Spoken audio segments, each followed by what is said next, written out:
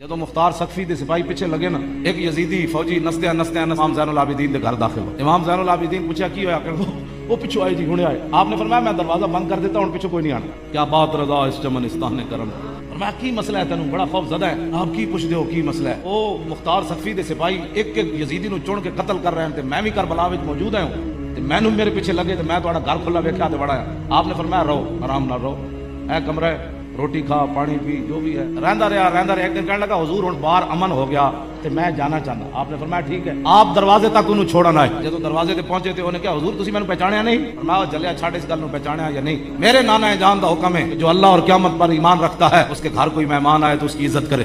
میں نے اپنے نانا جان کا حکم مانا۔ آخر وہ کو رہن نہ ہویا، انہوں نے کہا حضور تسی مینوں پہچانیا نہیں؟ کربلا وچ میں تواڈے مقابلے وچ کھڑا سی یزید دے لشکر۔ آپ نے فرمایا جدوں تو داخل ہویا میں تینوں ادوں پہچان لیا سی، لیکن سن وہ تیرا کردار آل بیت دا کردار۔